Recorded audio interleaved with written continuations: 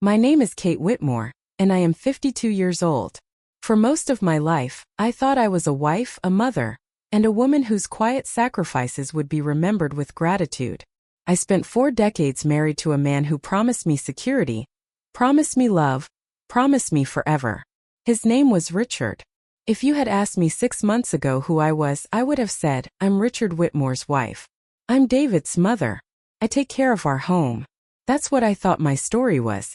But sometimes you only discover who you are when everything you've built crumbles around you. My story begins at a funeral, Richard's funeral. The chapel smelled faintly of lilies, the kind florists arrange in too perfect symmetry for occasions that are supposed to be sacred. Their heavy sweetness mixed with the musk of damp wool coats, perfume, and cold October rain dripping from umbrellas stacked at the door. Outside, wind lashed against the tall stained glass windows, rattling the panes as though the sky itself was uneasy with the gathering inside. I stood near the entrance in Richard's charcoal gray wool coat, the one he had worn almost every winter since we'd been married. It was too large for me. The sleeve swallowed half my hands, but I wore it anyway. My fingers were stiff and cold, trembling with something more than weather. I wanted to believe that somewhere in the lining lingered a trace of him, of the man I had shared 40 years with. I greeted guests as they filed in, my voice flat but polite, the way Richard would have expected. He had always cared about appearances. Even in death, I found myself protecting his reputation, as if his ghost would scold me for any display of disorder. David, our only child, stood near the podium. 33 years old now. A successful engineer with a sharp mind and an even sharper suit. His face was pale, his jaw tense, but his voice, when he finally began to speak, was steady. At first, his words were the kind I expected. He spoke of Richard's dedication to his work, his generosity to colleagues, his impeccable taste in suits and wines. But then he paused. His voice trembled and his eyes scanned the room, wet with something I assumed was grief. There's someone, David said slowly, who deserves special thanks. Someone who was truly there for my father during the hardest years of his life. My heart thudded against my ribs. I gripped my handbag in my lap, knuckles whitening, breath caught. For one fleeting second I believed he was about to say it. My mother. I thought at last, after decades of standing in Richard's shadow, my son would see me. He would finally acknowledge me. But the next word sliced through me like a dull, jagged blade. Ms. Laura Mallory. The name rang out across the chapel like a bell tolling a death I hadn't prepared for. From the front row a woman stood. She was everything I was not, polished, poised, radiant in a fitted emerald coat with perfect makeup that glistened with delicate tears. She dabbed her eyes with a lace handkerchief, nodding demurely at the audience, as though she were the rightful widow. Murmurs rippled through the pews. Who is she? Why is she sitting so close? And I, the real wife, sat off to the side, invisible, discarded, erased. David's words lingered in the air. The one who was truly family. I nearly dropped the teacup in my hand. A silence detonated inside me, leaving nothing but the echo of betrayal. That was the moment I realized. This funeral wasn't for Richard. It was for a hidden life, a secret family, one I was never invited into. And I was nothing more than a stranger, sitting quietly at the edge of my own husband's story. The service went on, but I barely heard it. My ears rang with a noise that wasn't sound, but pressure, as though the air itself had grown too heavy to breathe. People rose to sing hymns, their voices rising and falling in practiced sorrow, but all I could hear was David's voice replaying in my mind, the one who was truly family.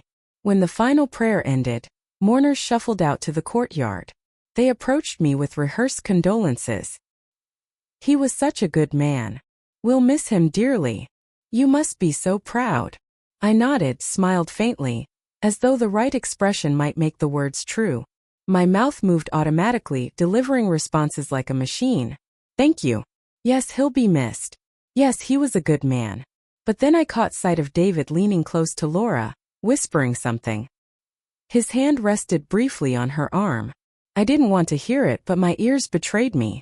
You're the one who's truly family, he repeated softly, his voice thick with sincerity. Something inside me cracked.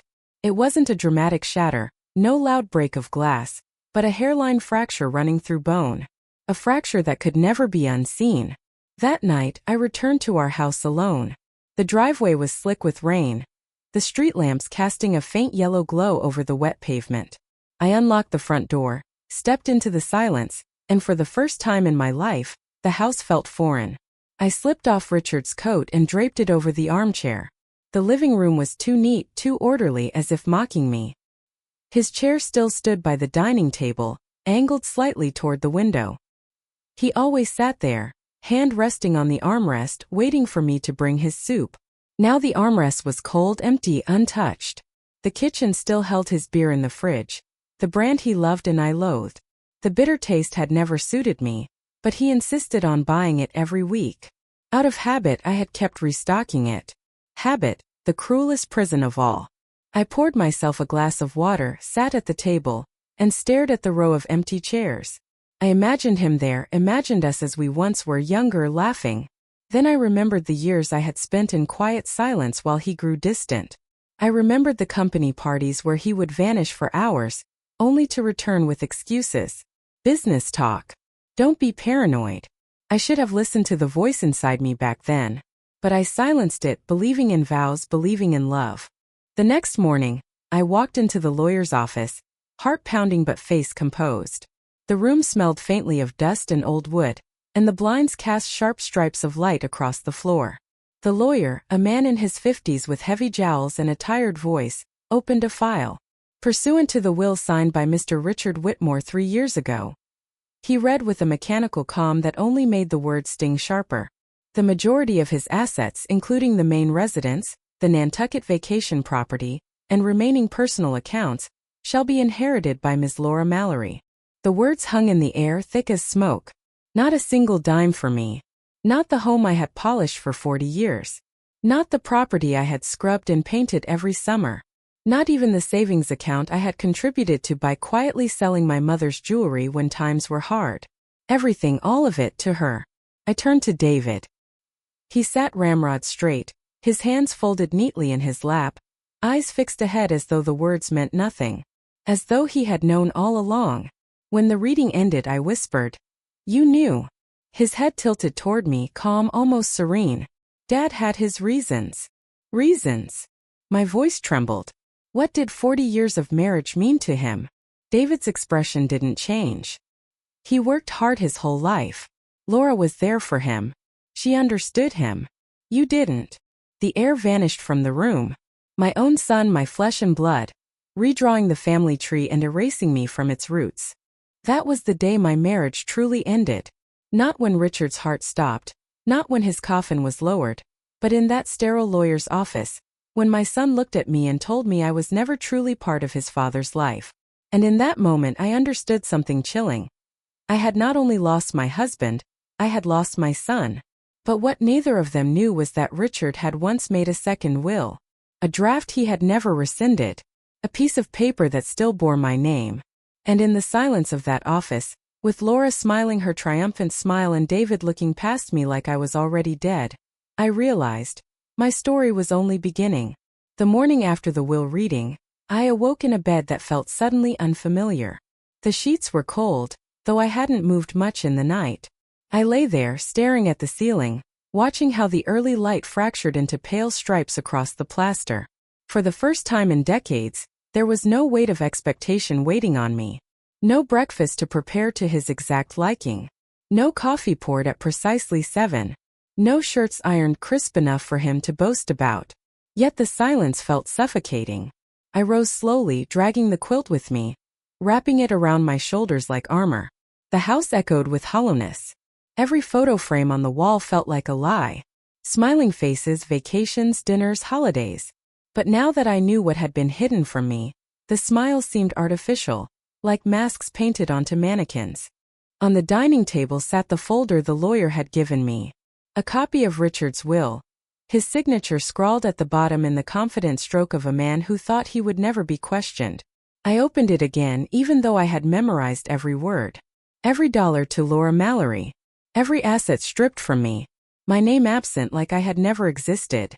For a moment, anger swelled hot and violent inside me. I wanted to rip the pages, set them aflame in the sink, watch them curl into black ash. But then I remembered something. Richard's study. He had always been protective of it, locking the door whenever he was away, never allowing me to dust the desk or touch his drawers. I had respected that boundary, foolishly thinking it was simply the private domain of a man who worked hard and deserved his solitude. But now I saw it for what it was, the vault of his double life.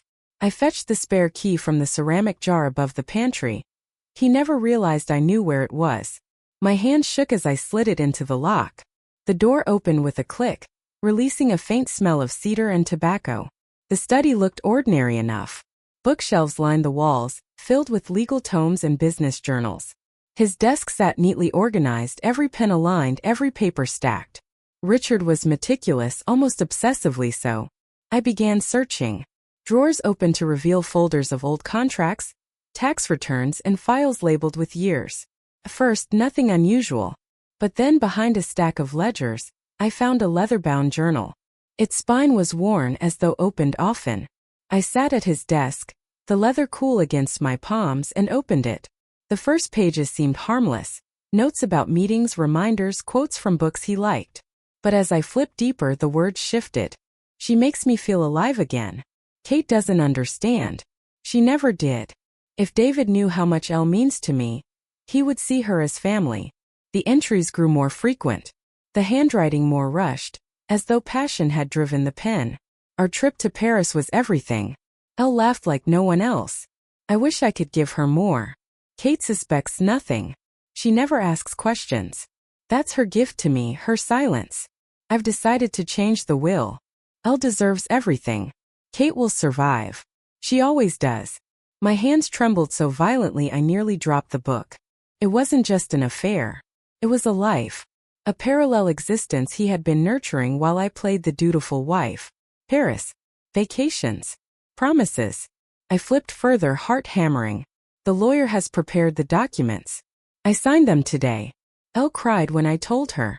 She says I've given her a future. And then the entry that hollowed me out completely. David approves. He says Elle has been more of a mother than Kate ever was. I slammed the book shut, my breath catching in my throat. My son. My only child.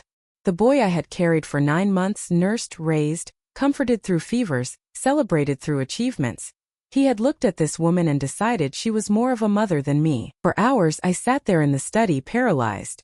I stared at the desk, at the framed photo of Richard and David shaking hands at his graduation. A father proud of his son. A son devoted to his father. And I realized I was not part of that image. I had been cropped out long before. When the grandfather clock in the hallway chimed 6, I forced myself up.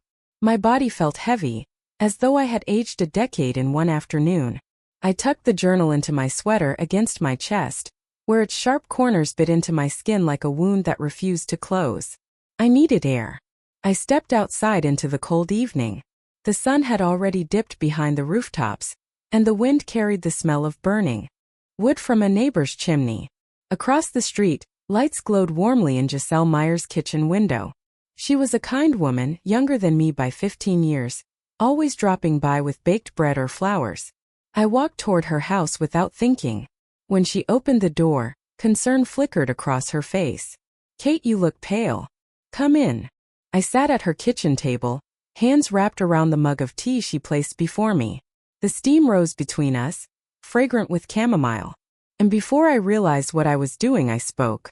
I told her about the will. About Laura Mallory. About the journal. About David's betrayal. The words spilled from me in a flood. 40 years of silence breaking apart in one evening. Giselle listened, her eyes wide, her lips pressed tightly together. When I finished, she reached across the table and squeezed my hand. "You don't deserve this," she whispered. "But maybe. It's time you stop being silent." Her words echoed in me long after I walked home. Stop being silent. That night I opened the journal again.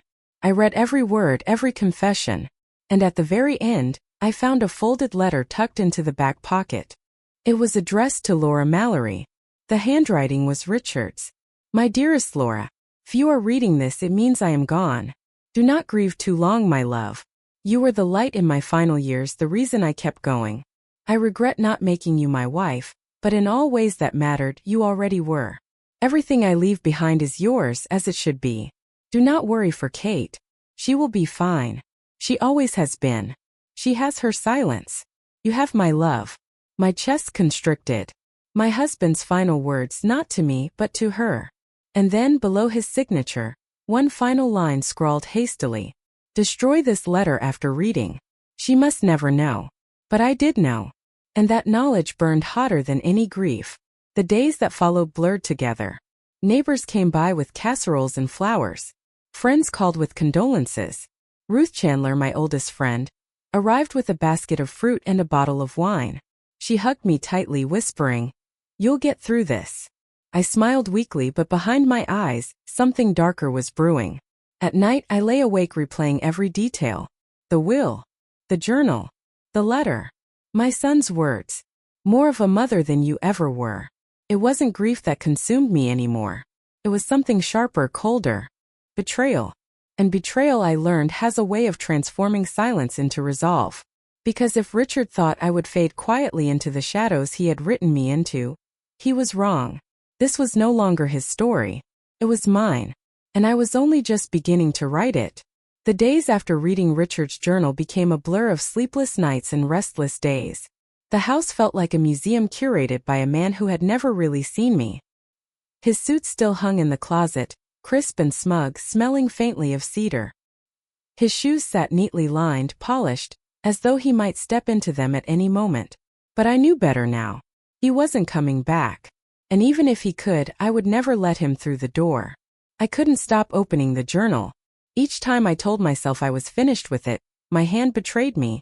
Pulling it from the drawer like an addict craving a final hit, I read his words again and again, searching for meaning, searching for some clue about the man I had loved and the man who had betrayed me. What unsettled me most wasn't the affection he had for Laura. It was the way he wrote about me. As if I were not even a person but an obstacle. A shadow. A silence that made space for his joy with someone else. And worse still, David. The entries that mentioned him tore at me like glass. My son had known. He had accepted her. He had chosen her. The betrayal ran so deep it made me question the very fabric of my life. Had every birthday, every Christmas, every family dinner been a lie? It was Ruth Chandler who finally pulled me out of the fog. She arrived one afternoon, knocking sharply at the door, carrying a basket of groceries in one hand and determination in her eyes. "You've been hiding," she said, pushing past me into the kitchen before I could protest. She set the basket down with a thud. "You look pale. Like a ghost. Sit." I obeyed, too drained to resist. She bustled about, putting on the kettle, her movements brisk and familiar.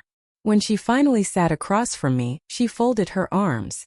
"Tell me," she said. And so I did. Not everything, not yet, but enough. The will. Laura. The journal. David's words. Her eyes grew wider with each revelation, her lips tightening until they were a thin, bloodless line. When I finished, she exhaled slowly. "That bastard." It was the first time anyone had spoken of Richard that way.